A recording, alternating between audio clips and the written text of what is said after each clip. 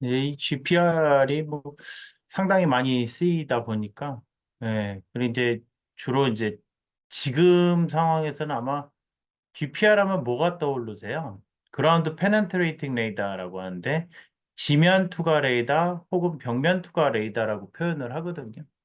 그래서 군 쪽에서 주로 많이 쓰이고 있죠. 지뢰 탐지기가 대표적인. 뭐 근데 이제 지뢰가 개인 용도의 지뢰 탐지기가 있고, 그다음에 전차 같은 데다 장착을 해서 이제 쭉 전체적으로 넓은 지역을 스캐닝하면서 어, 확인하는 레이더도 있고요. 뭐 여러 가지 형태인데요. 그래서 뭐 그런 부분이 좀 있습니다. 그리고 요새는 제 싱크홀 분석한다고 해서 많이 쓰이고 있어요. 그래서 이제 아이디어를 좀 내시면은 좀 고부가 가치의 사업이 아닐까. 이 그 어떤 업체에는 아마 이걸 드론에다 장착을 해서 그 드론용 GPR 레이더를 지금 이제 계획 중인 업체들도 있고 해외 같은 데도 있긴 한데 그라운드 페네트레이팅 레이더, 그라운드 페네트레이팅 레이더. 그렇죠. 예. 드론에서 이제 지상에서 이제 강한 전파를 쏴가지고 쭉 전체적으로 스캐닝을 할 수 있죠. 그래서 최근에는 드론으로 하려고 해요. 위험 지역. 그 이제 그 위험 지역 같은 데 있잖아요. 뭐 예를 들면 DMZ 같은데 사람이 들어가서 하기에는 어렵잖아요. 만약에 한다면은 뭐 그런 거 띄워가지고 할 수도 있어요. 근데 아직은 외국 업체는 조금 있는 것 같고요. 국내는 아마 지금 준비만 하고 있을 거예요. 아니면 연구 과제로서 지금 많이 하실 거고요.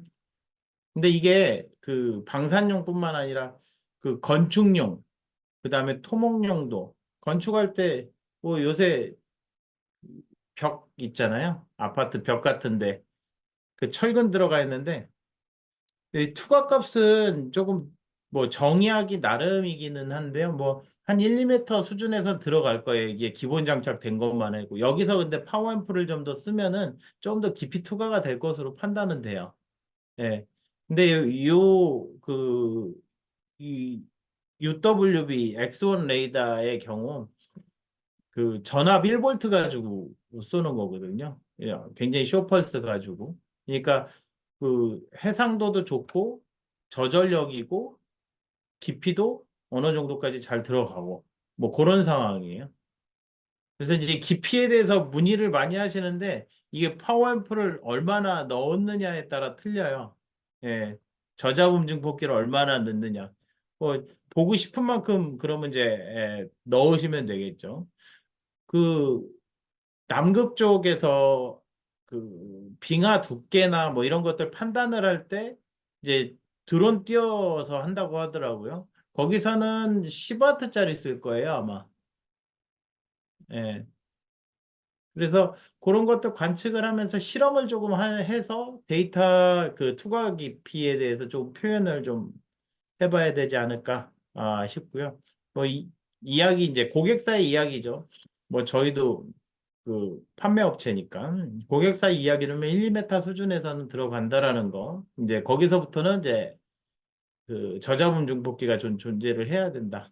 혹은 파워앰프가 존재를 해야 된다. 이렇게 보시면 되겠습니다. 저희가 레이더 쪽 관련해서 이제 계속 소개를 하고 있는데요. 이게 레이더 분야가 조금 기술 장벽이 높다 보니까 조금 고객 이해 차원에서 자주 세미나를 개최를 합니다. 예, 그래서 이제 그런 부분들이 좀 있고요.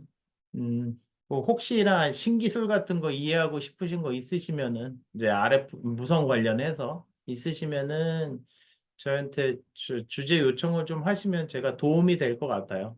예. 뭐 이게 세미나 기획하는 것도 이제 지금 1시간이긴 하지만 이거 준비하는 거는 조금 더 시간이 많이 들어가요. 그러니까 FMCW 방식은요. Frequency Modulation Continuous Wave 해가지고 뭘 알고 싶은 거죠? 거리 정보를 알고 싶어요. 이건 속도도 알 수 있고요. 그 다음에 각도도 알 수 있고요. 그래서 그 어떻게 보면 이 엑선 레이더하고 이 차이점들이 존재를 하는데요. 어떤 차이점들이 존재를 하냐면 이 엑선 레이더는 순간적으로 펄스를 써요. 펄스, 임펄스, 순간적인 펄스를 쏘고요. 근데 그에 반해서 FMCW는 이 CW에다가 FM 변조를 걸어준다고 표현을 하는데 변조예요, 변조. 주파수를 변화를 시킨다라는 거죠. 그 변화치를 가지고 비트 주파수를 꺼내올 수가 있거든요. 갔다가 되돌아올 때.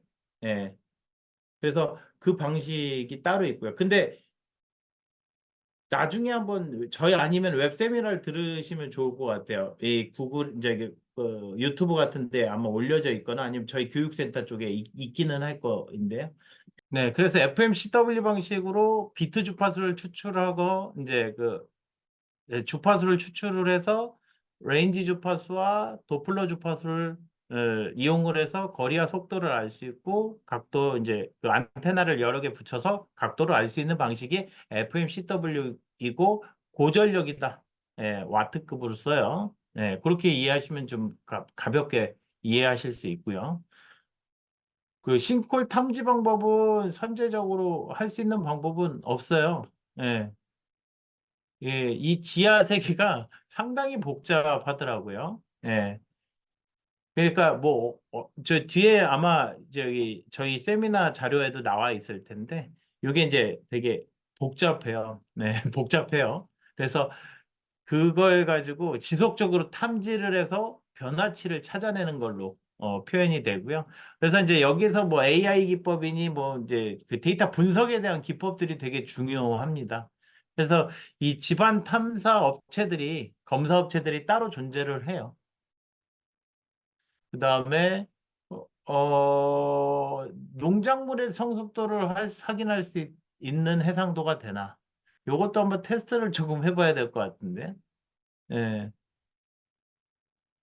그래서 이제 결국은 변화치만 보여진다면은 그게 확인은 가능합니다. 다만 이게 만만치가 않다라는 거, 땅 쪽에 있는 것들은 왜냐하면 사계절의 변화가 있잖아요. 그리고 비 올 때, 눈 올 때, 그 습기죠. 습기하고 물기가 있을 때 그 변화치가 또 상당히 다르고 돌이 있을 때 돌이 크고 작은데 비슷비슷하게 생긴 거에 대한 또 다름의 차이가 거의 없을 수도 있고요. 그런 변화치들이 상당히 많기 때문에 예, 그런 것들을 안정화시킬 수 있는 방법을 좀 강구를 하면서 예, 그러니까 오롯이 예를 들면 어떤 특정한 농장에서 감자를 넣었다. 그럼 가능하겠죠. 예, 그런 식으로 변화를 한번 체크를 해보실 수 있다. 근데 이 감자 크기를 그렇게 확인해야 되는 이유가 있을까요? 예, 시간을 좀 그러니까 이걸 좀 논외이기는 합니다. 예, 지금 말씀하셨으니까 얘기를 드리기는 하는 건데요. 논외이기는 한데 이게 레이더의 값어치하고 실제 이걸 사용함으로써 나타나는 가치를 좀 판단을 해보셔야 돼요. 편하면 쓰셔야 되는 거고요. 불편하다. 다른 걸로 대체제가 존재한다고 하면 대체제로 쓰시는 게 맞을 수도 있어요. 고가이기 때문에 뭐 그렇고요. 그리고 사용법도 되게 어려워요. 뭐 레이더병 있잖아요. 군대에서 레이더 관측하는 레이더병들도 마찬가지로 기간 동안, 특정 기간 동안 어떤 특정 파형에 대해서 계속 공부를 해야 돼요. 숙지를 해야 돼요. 지뢰 탐지도 마찬가지입니다. 그래서 예전에 이제 제가 지뢰 탐지기를 해외에서 도입을 하려고 했었는데 되게 오래전 일이네요. 한 십몇 년 전 얘기니까. 예. 근데 교육기관이 있더라고요. 저는 그때 처음 알게 된 거죠. 이게 이 파형 자체를 검출해서 이게 뭐다라고 판별하는 시간이 상당히 오래 걸린다라는 사실. 예, 그때 처음 알았어요. 예. 그래서 교육기관이 있어요.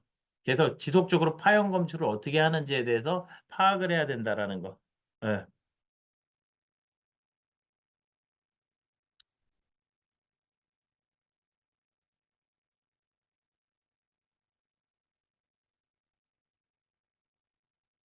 아까 얘기 드렸듯이 이제 깊이 측정은 이제 기본적으로 어, 한 1, 2m 사이를 들어갈 것으로 예상은 돼요.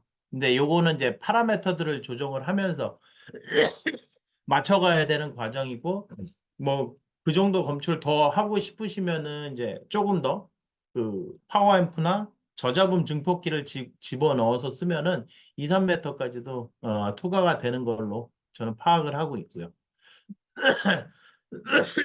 자, 이제 다들 오셨으니까 세미나를 좀 진행을 해볼게요. 오늘은 참 많이 오셨네요. 음.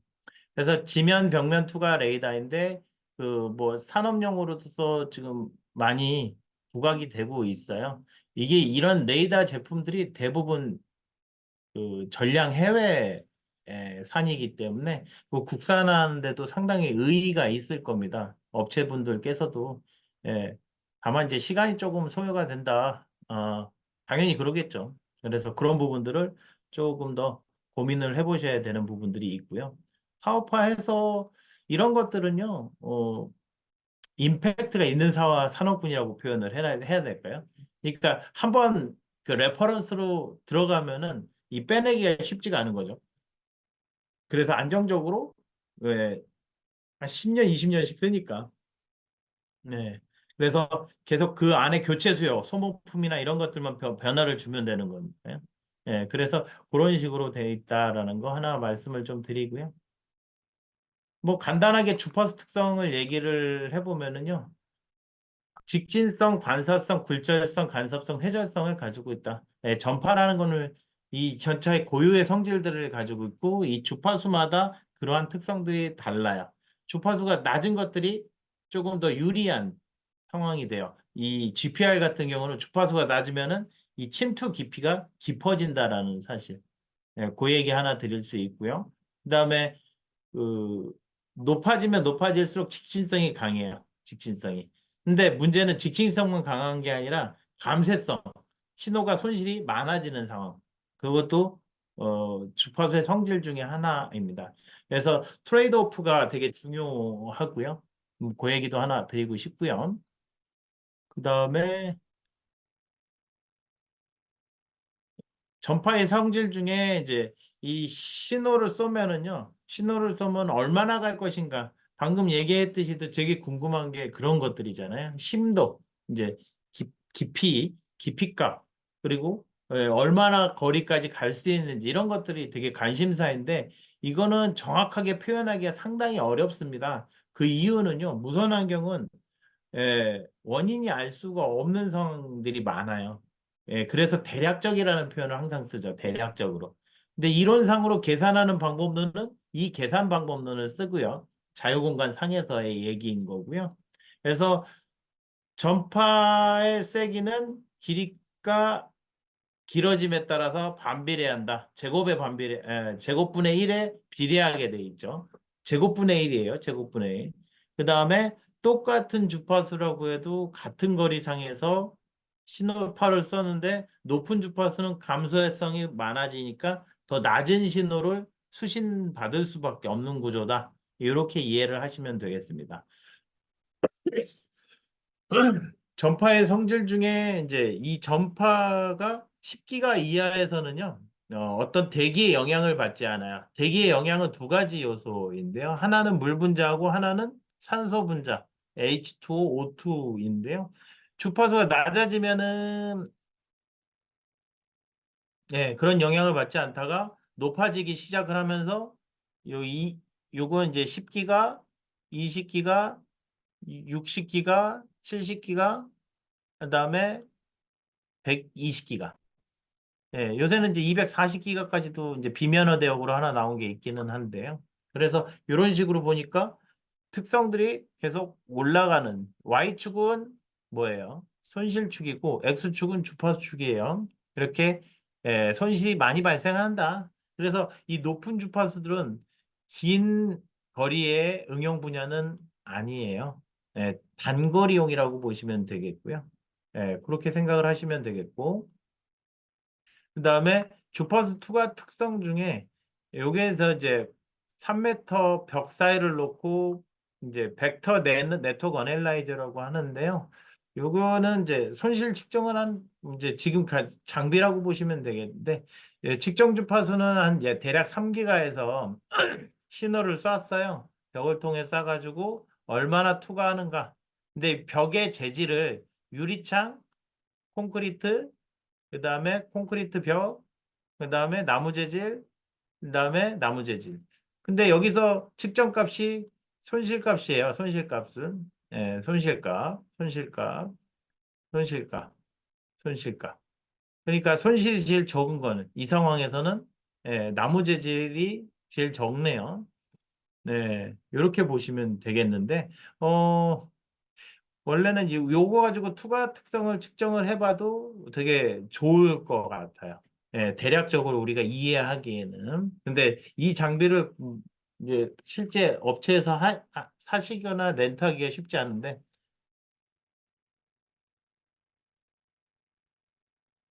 캘리브레이션은 여기서는 패스로스 저기 뭐야 저 상황에서만 할 것 같은데요. 이것도 고민은 조금 해볼 필요가 있네. 캘리브레이션을 그냥 단순히 좀 해놓고 3m 그냥 그 뭐죠?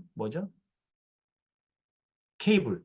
예, 케이블로 그냥 수루 해가지고 캘리브레이션 먼저 해놓고 측정할 것 같은데요. 제가 보기에는. 그리고 여기서 또 전제사항이 아직 안 깔려 있는 게 있는데 요 그 초광대역 신호의 벽투과 특성을 조금 논문 발췌하신 거 보면은 이런 내용들은 좀 나와 있기는 할 건데 여기서 빠진 게 얼마의 파워를 쏘는가. 예. 여기서 송신 파워가 얼마인지가 안 나와 있죠. 그래서 대략적으로 이렇게 유추만 좀 해보시면 좋을 것 같아요. 음. 유추만.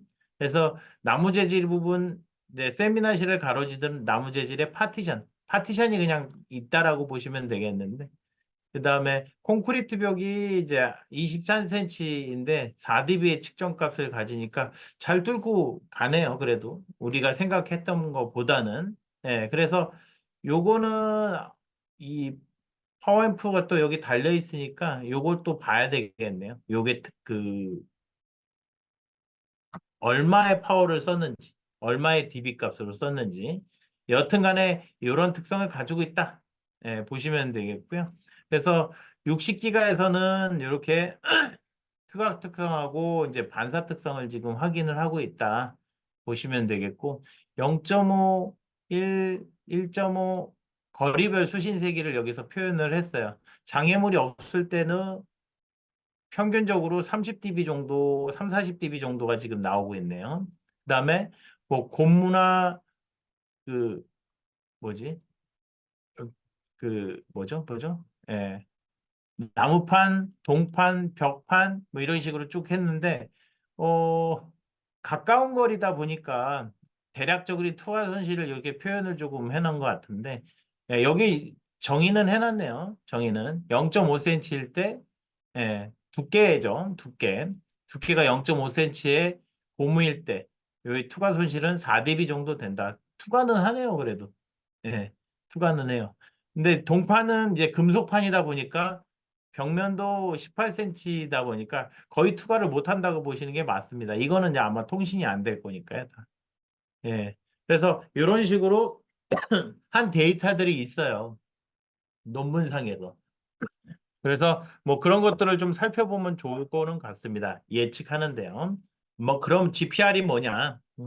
뭐 GPR은 그라운드 페네트레이팅 레이더인데요. 통상적으로 한 100메, 10메가네요. 10메가에서부터 2기가까지 쓰는 게 일반적이에요.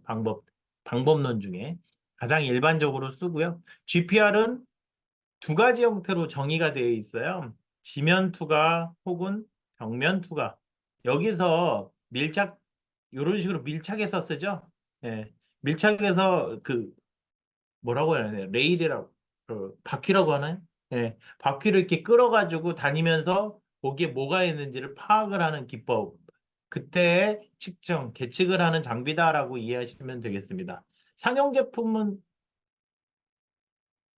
상용 제품 당연히 있죠. 예. 그래서 지금 여기에 옆에 나와 있는 제품도 상용 제품이에요. 힐티라고 하는 제품인데 힐티가 좀 많이 팔리는 것 같아요. 예. 뭐 요거 저희가 개발 한번 해보려고 했는데 그 금액이 한 7, 8억 정도 나오는 것 같던데요. 대략. 예. 뭐 되게 많이 저희가 불러서 그렇기는 한데, 예. 근데 이 영상화를 해야 되고요. 그 다음에 PC용 프로그램 만들어야 되고, 앱 만들어야 되고, 하다 보니까 상당히 많이 들어고, 저희 소형이잖아요. 근데 이게 약간의 고려사항이 뭐냐면,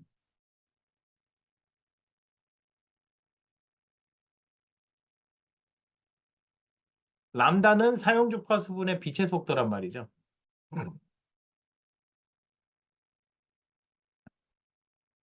람다는 그래서 이게 안테나 길이 값이에요. 예. 이 길이값. 그래서 요 이야기가 이제 되는데 결국은 주파수가 낮은 걸 써버리면은 파장이 길어버리니까 안테나의 크기는 커진다라는 문제점이 있어요. 요 디바이스 내에 다 안 들어갈 수도 있잖아요. 요 문제가 하나가 좀 존재를 해요. 요것도 이제 실험적으로 몇 가지를 좀 해봐야 되기는 한데요. 하여튼 요런 이제 문제점, 아니 고려 사항들은 있다. 그래서 그 GPR 레이더라고 해서 뭐 다른 건 아니에요. 레이더는 기본적으로 송신파에서 쏴가지고요. 이 땅이에요, 땅. 그 다음에 이 밑에 묻혀 있는 타겟에 맞고 되돌아오는, 예, 신호를 수신을 받아서 신호 처리를 해서 여러 가지의 노이즈들은 버리고 그 내가 필요한 타겟을 검출하는 과정이라고 보시면 돼요. 이게 이제 GPR의 원리라고 보시면 되고 원리나 측정 방법이나 동일하죠. 뭐 거의 이렇게 해서 측정을 한다. 예를 들면 벽면 투과 레이더인데요. 저 안에 철근이 있어요. 철근이. 예, 철근이 있어가지고 그 철근 안에서 저 안에 뭐가 있는지를 확인하는 방법론이에요. 그러니까 특정한 타겟을 잘 잡아가지고 잘 영상화를 또 시켜야 되겠죠. 내부의 구조도는 대략적으로 이렇게 된다라고 보시면 되겠는데요. 펄스 제너레이터가 있고, 그 다음에 그 다음에 안테나가 있고, 그 수신기가 있다 이렇게 보시면 되겠는데 수신기 쪽. 그래서 타이밍 서킷이죠. 타임을 맞춰주겠죠. 언제 쐈는지를 알아야 받으니까 수신되니까. 그래서 여기에서 이제 받아진 신호를 ADC를 거쳐서 데이터 프로세싱해서 디스플레이를 한다. 그래서 내부에 TVG. TVG가 이거는 여기 이거는 용어가 정의가 안 돼 있네요. 이거는 저 수신기의 그 리시버 부분이라고 보면 되겠네요. 리시버. 수신기 부분이죠. 수신기 아랫부분. 이렇게 보시면 되겠네요. 수신기 입력. 그래서 LNA를 거쳐서 AD 컨버팅해서 데이터 프로세싱이 된다. 정확하게 용어는 지금 안 나와 있어서 표기를 안 해놨는데요. 하여튼 이런 식으로 보시면 되겠습니다. 자, 그 얘기도 하나 드려보고요. 그래서 이제 특성과 기술 해가지고 여기서 조금 개념도처럼 보여 있는데 이게 어려운 점이 뭐냐 하면은 여기에 보시면 매질별 유전 상수가 다 다르다라는 거죠. 근데 저걸 가지고 이용을 해가지고 반사되는 신호들을 쭉 그 받아가지고 ADC 처리해서 FFT를 하고 예, 내가 원하는 주파수들로 검출을 해보거나 아니면 그 반사체의 반사 신호들을 보고 계속 판별을 해 나가야 되는 거죠. 상황을. 그래서 이런 것들은 이제 보시면 이제 로 데이터를 긁어갖고 이제 하겠죠. 그래서 이런 제품들을 쭉 스캐닝을 해서 몇 개가 있는지도 판별을 해볼 수는 있을 거예요. 그래서 결국은 이제 이 매질별 유전 상수가 달라지기 때문에 뭐 그걸 이용을 해가지고 우리가 뭔가의 특별한 타겟들을 검출해낼 수 있다. 근데 이게 말씀드렸지만 이 지하에 매설된 것들은 상당히 이게 그 검출하기가 어렵다라는 문제가 하나가 있다. 저 뒤에 또 나올 겁니다. 그래서 뭐 이 전자 유도 방식이라고 하나가 있고 그다음에 레이더 방식이 있는데요. 뭐 저희는 이제 요 부분인데 이 그 원래는 이제 초음파 방식이 이걸 많이 쓸 거예요. 초음파 방식을 쓰면은 초음파 방식의 문제점들이 좀 존재를 하거든요. 해상도 문제가 가장 크기 때문에 레이더 방식으로 다 선회를 하고 있는 거고요. 예. 해상도가 되게 높기 때문에 레이더 방식을 쓴다. 이렇게 기억을 하셔도 됩니다. 그리고 깊이가 좀 깊어진다라는 장점을 가지고 있다. 심도라고 하죠. 예. 그래서 요런 부분들이 있다. 근데 이제 가격 높아지고 가격은 다 높아요, 근데. 이게 뭐 장비가 몇 천만 개 쓰는 게 아니기 때문에 가격은 다 높습니다만 결국은 레이더 방식을 선호한다라는 거 하나 또 기억하셔도 좋을 것 같고요.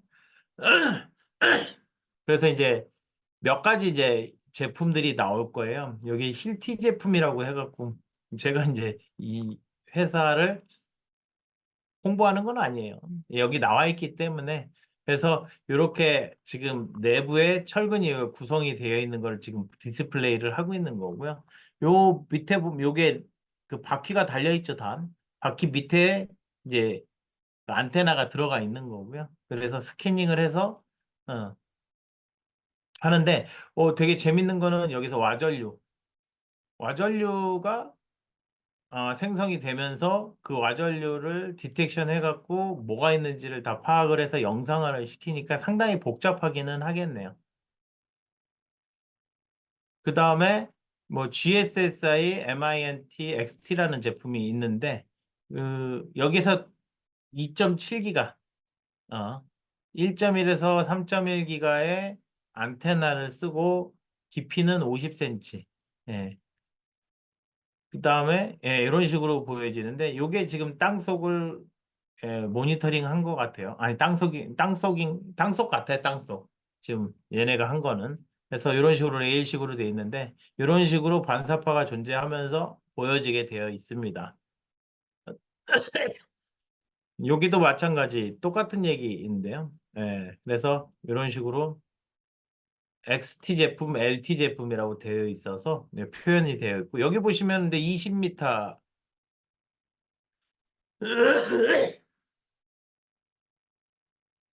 타임 베리어링 개인이라고 표현을 해주셨네요. 네. 시간 변화에 따라서 이 개인을 조정을 해준다. 그건 좀 봐야 되겠네요. 음.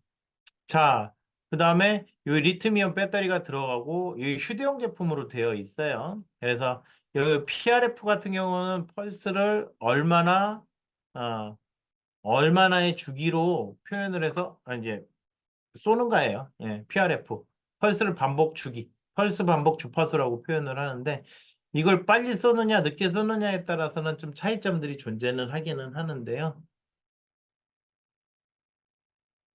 그 다음에 뭐 또 특정 회사 이제 다른 제품 중에도 2기가 센터에 이제 안테나가 만들어져서 안테나가 아마 사이즈가 상당히 커요. A4G가 될 수도 있어요. A4G 한 장 정도 수준이 될 수도 있다.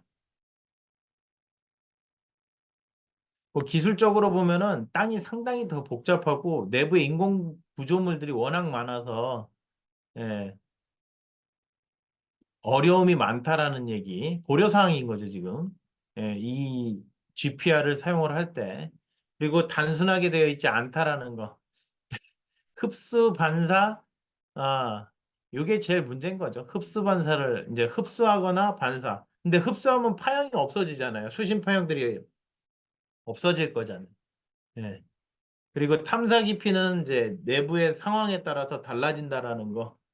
그 싱크홀 얘기 잠깐 아까 하셨던 것 같은데 그 싱크홀 분석이 상당히 어렵다고 해요.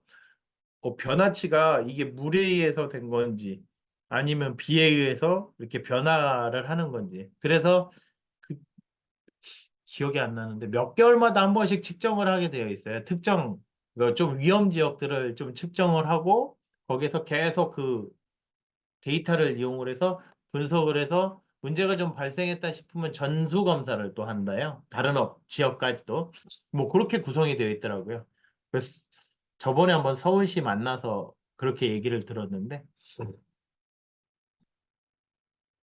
뭐 얘기하려고 그랬죠? 아, 싱크홀. 그래서 그 싱크홀을 계속 관측을 해서 그 데이터의 변화치를 살펴보는 거라고 하더라고요. 네. 그래서 그렇게 정리를 하시면, 이제 이해를 하시면 되겠고요. 토양 같은 경우는 전파를 흡수한다. 근데 전파 뚫고 나오는 것들. 아, 이게 예전에 이제 또 갑자기 또 기억이 나는데, 토양 센서. 토양 센서라는 게 따로 있더라고요. 정확하게 지금 정확하게 기억은 안 나지만 여기에 이제 어차피 이 토양 센서로 이용을 해서 이 내부의 상황들을 계속 모니터링을 해서 외부로 뿌려줘야 돼요. 되게 어려운 일이었거든요. 그래서 이런 것들이 또 있어요. 예, 그 다음에 모래 자갈 같은 경우는 좀 쉽다. 반사파가 아무래도 잘 보인다는 얘기인 거겠죠.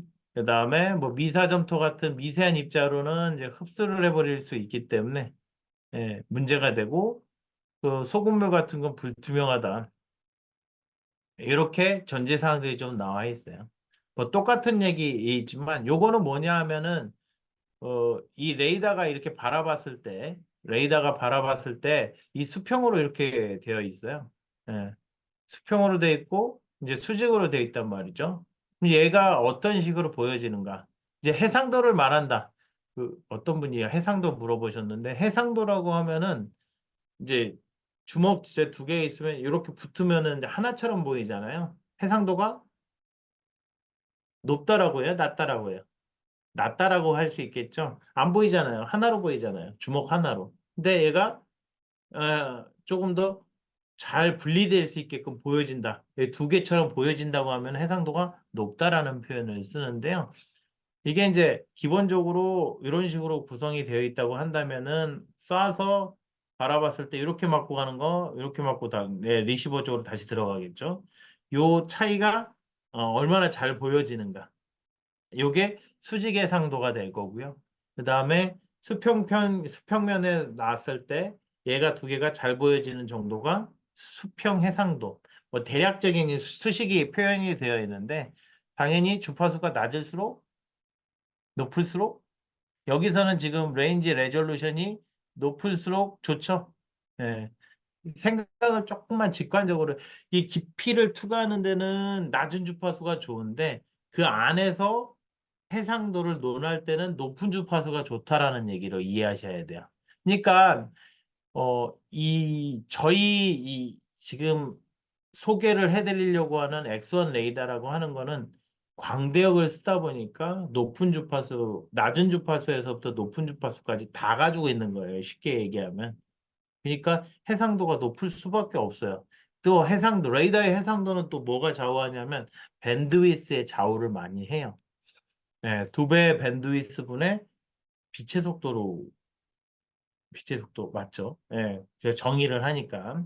하여튼 이런 상황이다라고 보시면 되겠습니다. 그 다음에 그래서 여기서 보시면은 이제 갔다가 되돌아올 때 반사파를 보니 이와 같이 구성이 되어 있단 말이죠. 얘 안에는 그러면 이 배관이 들어가 있구나. 이렇게 우리가 이해해 볼 수 있다. 라고 보실 수 있겠습니다. 그 다음에 이제 보시면 어때요? 지금 물 있고 아니 물이란다. 에어니까 공기 중의 상태고 그다음에 아이스의 상태고 워터의 상태에서 이 물을 맞았을 때 얘는 뭐 하고 싶냐면 아이스 두께를 알고 싶거나 할 거란 말이죠. 그래서 리플렉션 되는 정도가 한 번, 두 번, 세 번. 네. 한 번, 두 번, 갔다가 되돌아오는 거 세 번. 네, 이렇게 구성이 되어 있을 거란 말이죠. 그래서 요 특정 거리에서 이렇게 보여지면 얘가 두께를 알 수 있다. 이렇게 보시면 되겠습니다. 예. 그래도 아니, 얼음을 잘 투과를 하죠. 이런 것들은 그 FMCW 방식으로 쓰기는 상당히 어려워요. 가능은 합니다만 상당히 어렵습니다. 그 이유가 파워를 높이 써야 되고요. 좀 불편한 점들이 많다라는 거. 근데 이 펄스는 그에 비해서 조금 더 단순화되고 편하다라는 장점은 좀 가지고 있어요. 두 개의 이제 장단점들은 존재를 한다. 이게 이제 레이더가 먼저 이거 전에 보셔야 될 게 레이더 기초들을 좀 들어보셨으면은 좀 이해가 되실 텐데요. 여기서는 이 정도로 이야기를 드릴 거고요.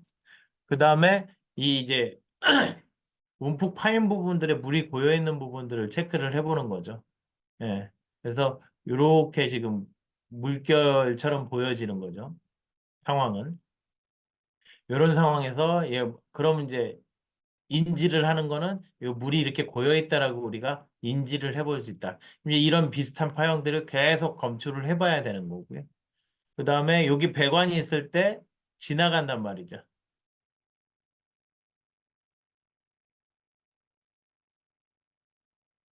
FMCW는 와전류 방식은 아니에요. 와전류는 전류가 이렇게 생기면은 또 다른 전류가 생성이 되는 방식이거든요.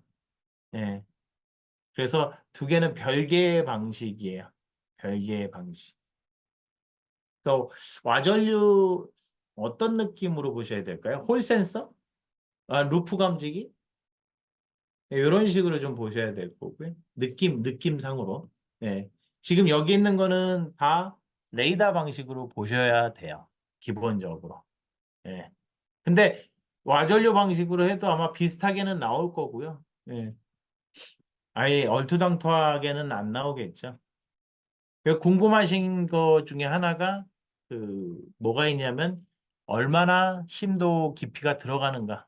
지금 여기서 보시면 50cm 들어가죠. 그다음에 400메가. 지금 여기 있는 거는 지금 UWB 방식이 UWB X1 레이더 방식은 아니에요. 네.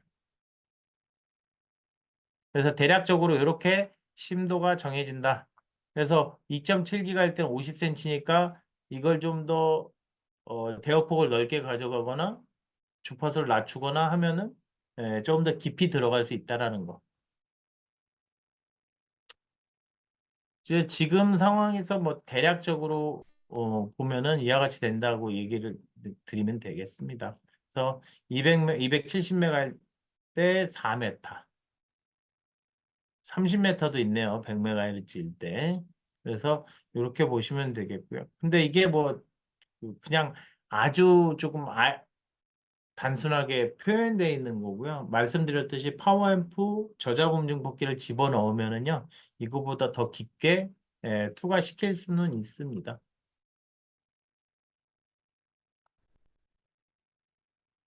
그래서 이제 주파수 대역 선정 시 장단점들이 표현을 해놨는데 저주파로 될 때는 뭐가 문제보다는 이제 장점으로는 깊이가 잘 들어가겠죠. 근데 설계도 이제 용이한 편인데 사이즈가 커져요. 안테나 사이즈 때문에 그렇고 안에 이제 부품들의 사이즈들도 아마 길이값들이 길어져서 조금 더 커지게 될 것 같고요. 그 다음에 하나 더, 그 해상도가 좀 떨어진다라는 단점은 좀 가지고 있죠. 그 다음에 고주파 대역을 선정하면은 정밀도는 높고 해상도는 좋은데 그 측정 거리가 짧다. 이런 것들을 그러면 이제 뭘 해야 되냐면 파워앰프나 저전압기를 달아주면 되겠네요. 근데 이게 전파법하고 좀 연관성을 가지고 있을 거잖아요. 전파법 때문에 이제 쉽게 파워를 쏘거나 할 수가 없어요. 그래서 저잡음 증폭기 쪽을 늘리는 거죠. 그거는 이제 쏘는 쪽이 아니다 보니까 그래서 이제 여기서 좀 얘기 드리고 싶은 거는 지금까지는 이제 저희 이 엑선 레이더는 노벨다사라고 하는 데서 만들어진 건데 상당히 오래됐어요. 그래서 IRUWB 레이더는 전 세계에서는 지금 만드는 데가 노벨다사밖에 없어요. 대부분 안 만들어요. 예.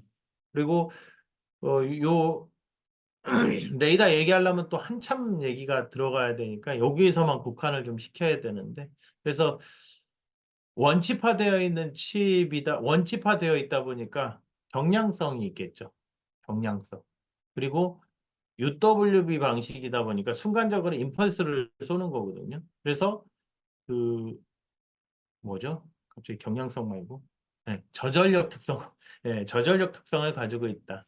그래서 이런 것들 좀 잘 개발해 놓으면 재미있겠다는 생각은 상당히 많이 들어요. 그 경찰청 같은 데서 이게 맨날 그 시신 묻힌 데 찾는다고 계속 이렇게 하잖아요. 그거 안 해도 되잖아요. 그 시체 찾는데 되게 유용하게 쓸 수도 있겠다. 물론 이제 장비가 되게 많아야 될 수도 있기는 하지만, 그런 부분들을 좀 편리함을 좀 만들어낼 수 있지 않을까라는 거. 뭐 그런 얘기도 한번 드려보고 싶고요. 그 UWB가 뭐냐면요. 그 울트라 와이드밴드라고 해갖고 500MHz의 이상의 대역폭만 확인을 점유를 하면은 이게 UWB라고 간주를 해요. 그다음에 타임 도메인 상에서 시간 영역 상에서 보면은 순간적인 펄스이고요.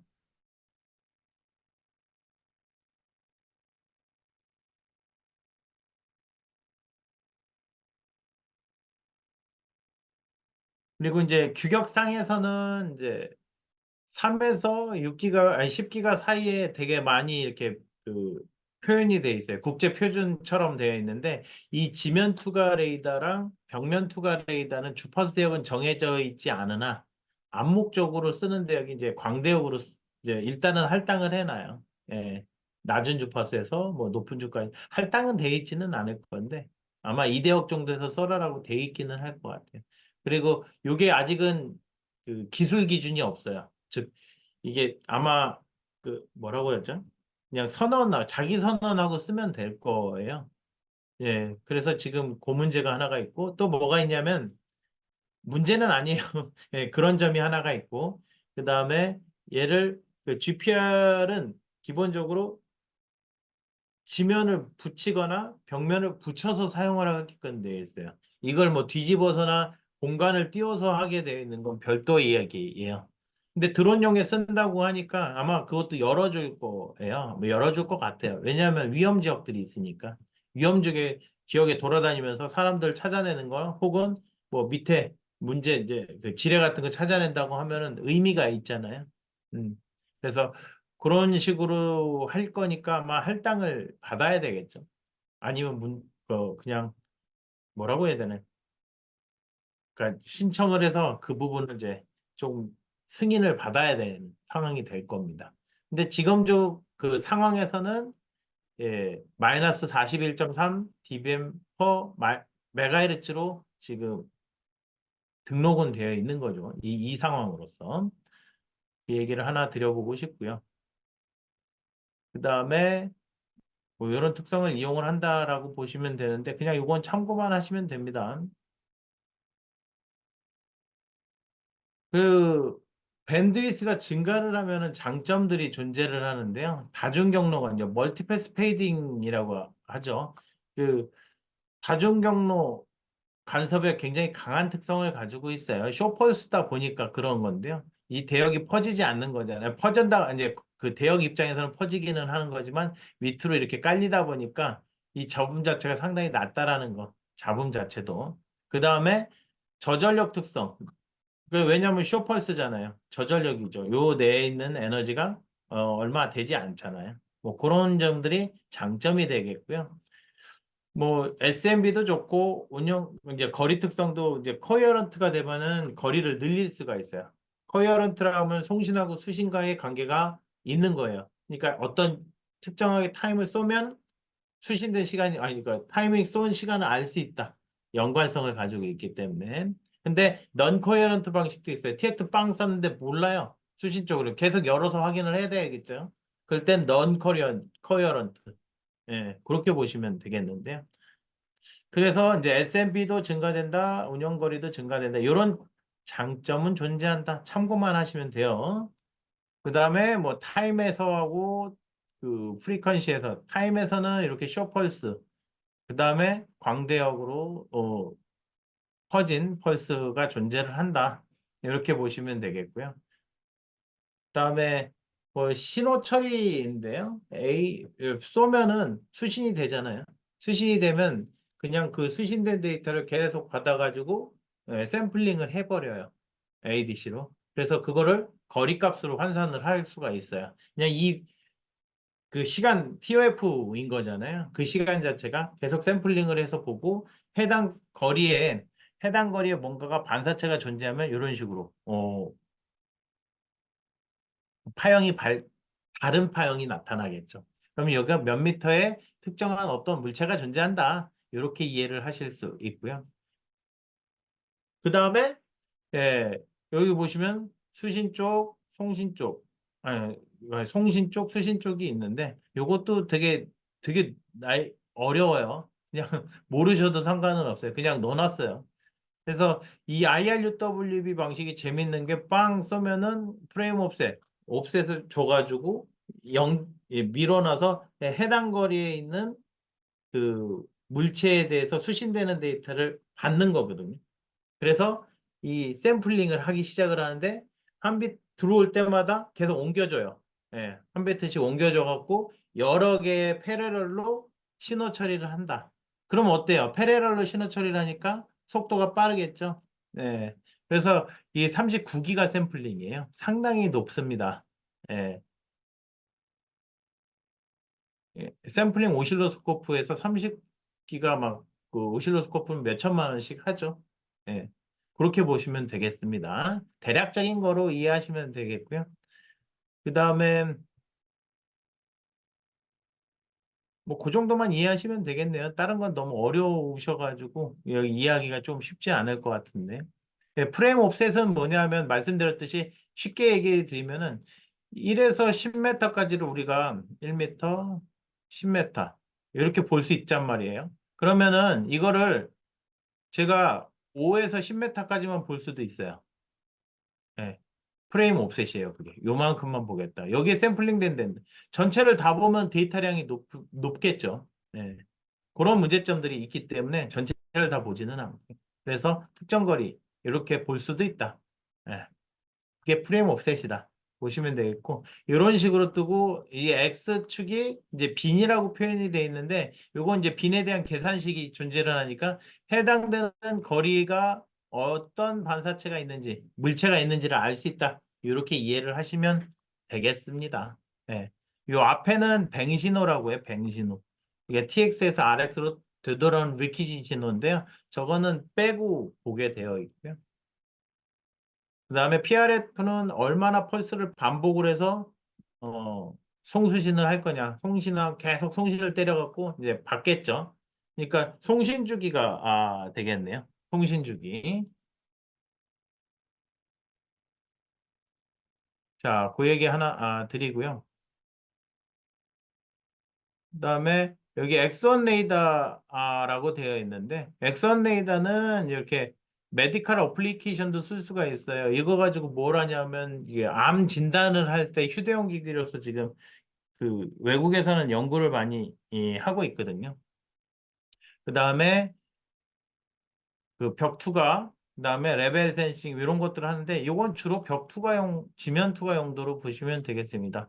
예, 로밴드하고 하이밴드로 좀 정리가 되어 있는데 뭐 전압은 1.2V 쓰니까 상당히 낮죠. 예, 3V 이 정도밖에 쓰지는 않고 116mW가 일반적인 파워 컨섬션이라고 보시면 되겠고요. 그 다음에 여기에서 이제 로밴드인데 이제 600메가 이제 10기가까지 이렇게 가능하고요. 예. 그래서 두 가지 밴드가 존재한다. 로밴드, 하이밴드가 미디엄 밴드라고 표현을 하는데 여기서는 600메가에서 10기가까지. 그 다음에는 400메가에서 4기가, 4.1기가까지네요. 예. 이렇게 대역으로 구성되어 있어요. 요거는 이제 메디컬 어플리케이션으로 쓰고 요거는 주로 GPR 용도로 사용을 한다. 이렇게 보시면 되겠습니다. 그 다음에 펄스 파형은 이렇게 되어 있는데요. 실제 이제 뭐이 파형은 이제 그 어떤 내부의 특성 파라미터를 좀 변경에 따라서 요 쉐입이 좀 달라질 수는 있겠는데 여기에 이제 로 밴드 쪽에서는 이렇게 구성이 되어 있고 미디엄 밴드 쪽에서는 이와 같이 구성이 되어 있다. 펄스다 보니까 이게 특정 주파수가 있다고 표현하기는 좀 어렵습니다. 음. 요게 나가는 거거든요, 결국. 요 펄스. 그렇게 보시면 되겠고요. 실제 이제 분리도나 뭐 이런 해상도를 조금 표현을 할 때 이런 이제 자료들을 쓰게 되는데 계란이 세 개가 좀 뚜렷하게 보여지는 상황이죠. 이런 식으로 볼 수 있다라고 보시면 되겠고요. 그 다음에 요거는 이제 싱크홀 분석을 할 때나 벽투가 요게 이제 방산용으로 쓰는데 요것도 뭐 창업하고 싶으시면 요렇게 벽투가 레이더 개발하셔도 되겠다 싶어요. 방산업체인데 전 세계에서 요게 한 군데밖에 없는 것 같아요. 회사 이름 기억이 지금 안 나는데, 예. 그다음에 이제 철근 감지용, 지뢰 탐지용. 그다음에 여러분들도 금강 캐고 싶으시면 금강 캐러 가실 때, 이 장비 하나 들고 가시면 되겠네요. 어떤 개인분이 이제 이런 것들도 찾으시는 업체들, 개인분들도 계시더라고요. 금 찾아야 된다고. 재밌더라고요. 그래서 이제 적용 분야는 뭐 지질, 매설물 탐지, 뭐 고고학, 군용, 환경, 안전진단 뭐 여러 군데에서 쓸 수가 있으니까 이런 것들을 좀 타겟팅해서 또 개발을 하시거나 하셔도 좋겠네요. 제가 보기에는 그렇습니다. 그래서 앞으로는 요 GPR 그냥 X1 레이더 자체가 좀 중요한 어플리케이션이 되지 않을까 싶고요. 여기에 AI 붙여가지고 이제 또 다른 여러 가지 이야기들을 풀어내시면 좋을 것 같네요. 음. 여기까지 이야기를 드렸는데 혹시 뭐 궁금하신 거 있으세요? 질문 받겠습니다. 질문.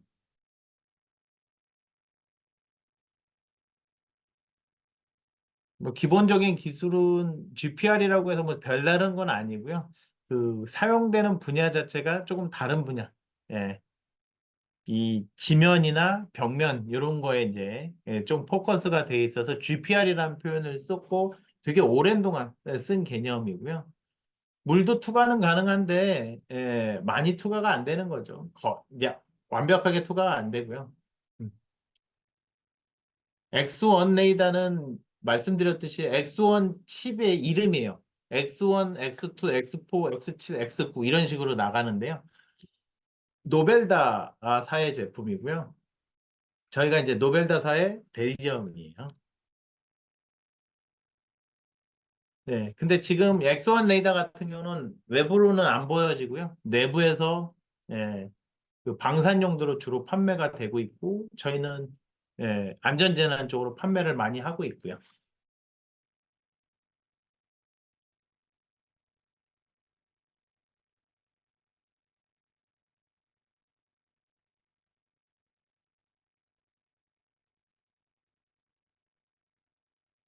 아, 그,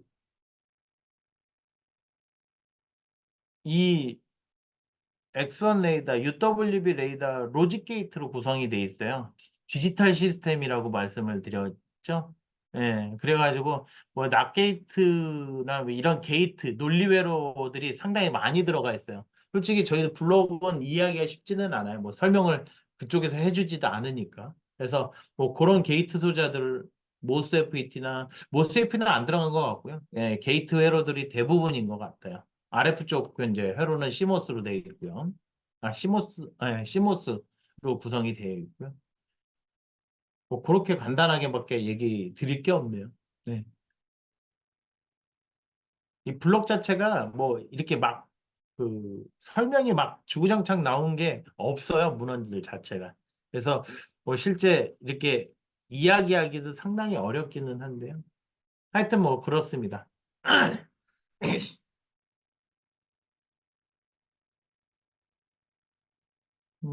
붕괴 센서도 마찬가지예요. 그러니까 이게 붕괴 이렇게 탐지를 할 때 외부에서 이렇게 전파를 쏴가지고 내부에 있는 그 형상들을 패턴화해서 확인을 하는 과정들인 거거든요. 그래서 뭐 그런 식으로. 그래서 붕괴자를 이제 붕괴했을 때 그 사고자들을 찾아내는 과정들이 있을 겁니다. 현재 활용 수준은 많이는 쓰고 있는데 국산화된 거는 거의 없어요. 거의. 한두 군데 정도 있고요. 어플리케이션 개발 시 저희 X1 레이더 칩을 쓰면 해상도가 상당히 좋기 때문에 신호 처리가 많이 조금 덜 들어간다? 뭐 그건 좀 장점이 있고요. 유의할 점은 이제 사이즈 크니까 안테나 좀 설계가 조금 더 들어가야 될 수밖에 없어요. 예. 원하는 사이즈에 맞춰서 딱 설계가 돼야 되잖아요. 그래서 뭐 그런 부분은 좀 있겠네요. 그 다음에 예. 그 스펙트로그램 만들어야 되고 그런 것들은 뭐 이제 그 영상 처리하시는 업체들이랑 같이 컨택해서 개발을 하면 될 거니까요. 어플리케이션 만드는 거는 이제 프로그램 개발인 거거든요. 그거는 조금 어렵진 않고 신호 처리는 조금만 예, 공부를 어차피 하셔서 하셔야 되는 부분이니까요. 음. 근데 많이 나와 있을 거예요. GPR에 대한 신호 처리 방법. 그다음에 농작물의 상태 파악도 작황 상태도 하실 수는 있는데 어, 여러 가지 방법들을 좀 고민을 해보시는 것도 좋겠다. 예.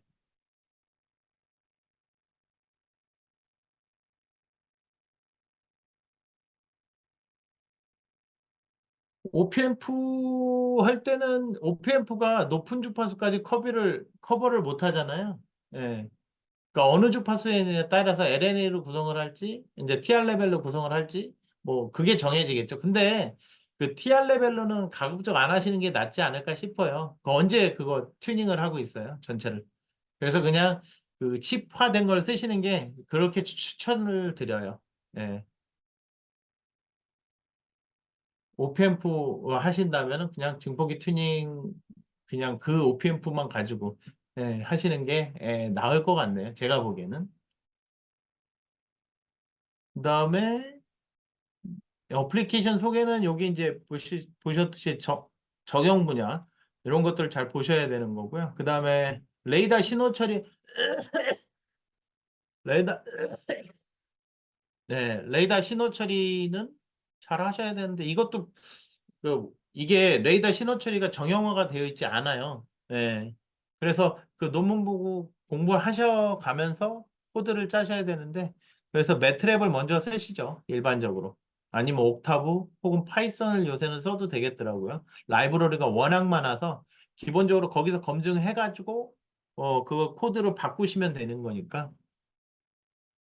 그 모빌리티용 레이더 기술은 여기에 이제 적합하지는 않은데 모빌리티용은 뭐 충돌 방지 레이더가 되겠네요. 예, 그래서 77기가를 써도 될 것 같고요. 그래서 그런 기술들을 이제 이렇게 하면 될 것 같은데. 사례. 그냥 충돌 방지 레이더라고 보시면 좋을 것 같아요. 어차피 모빌리티에 이동을 하면서 뭔가를 하니까 그 앞에 혹은 뒤에 감 있게 기억나네요. 자전거 이렇게 막 몰고 가면 뒤에서 누가 오는지 알 수가 없잖아요. 그래서 그 정보를 알림을 주는 어차피 앞에는 내비가 있으니까 그런 레이더들은 좀 본 기억이 나네요.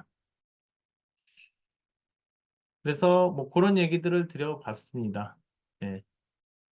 더 궁금하신 거 혹시 있으세요? 그, 이게 이제, 그, 뭐죠? 우리 세미나 이제 많이 개최를 하니까 뭐 관심 있게 좀 봐주시고, 주변에 좀 소개를 해서, 이제 제가 한 번에 할 바에 이제 좀 많이 하는 게 낫잖아요. 여러분 이제 고객이란다. 지식 습득 차양, 이제 지식 습득 차원에서 뭐 하시면 좋을 것 같고요. 그래서 이제 이번 이런 기회들로 해가지고 조금 더 이해도도 높이고 질문도 한번 해보시는 기회가 좋을 것 같은데 유체라는 게 어떤 걸까요?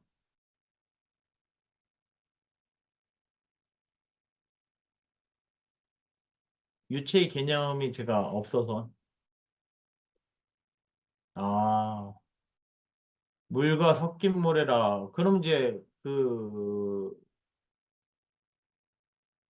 투과는 상당히 어려울 것 같기는 한데 말씀드렸듯이 어느 정도 깊이냐가 또 중요할 것 같고요. 그래서 그 투과를 시키려면 결국은 파워를 올려야 돼요. 어지간해서 투가 잘 안 되기 때문에 그 다음에 LNA를 또 쓰셔야 되고요. 그래서 그 방법을 하나 써야 되고 그리고 이제 그게 레이더로 쓰기 어렵다 싶으면 주파수를 낮춰서 초음파 방식이나 이런 걸로 좀 써봐야 될 것 같은데 뭐 그렇게 하시면 될 거예요. 초음파 방식도 예, 방법론 중에 하나니까요. 네. 그래서 예. 가끔씩 이제 하는 거. 예, 이렇게 말씀을 드리는데 많이 좀 소개 좀 부탁드리고요. 예, 이번 이제 웹세미나 기회로서 많이 이해를 하시면 좋고, 경량성의 이제 저전력 특성을 가지고 있기 때문에 이제 드론 가지고 뭔가 하시면 좀 좋겠다라는 생각은 드네요. 예, 그리고 요게 칩 자체가 없어요. 이런 칩화된 거. 다 트랜지스터 레벨로 풀어서 사용을 해야 되기 때문에 좀 복잡도가 높아지면은 양산성이 떨어져요. 그러다 보니까 이제 원칩화된 걸 좀 권장을 드리고요. 예, 그러면 오늘 세미나는 이것으로써 종료하도록 하겠습니다. 수고하셨습니다.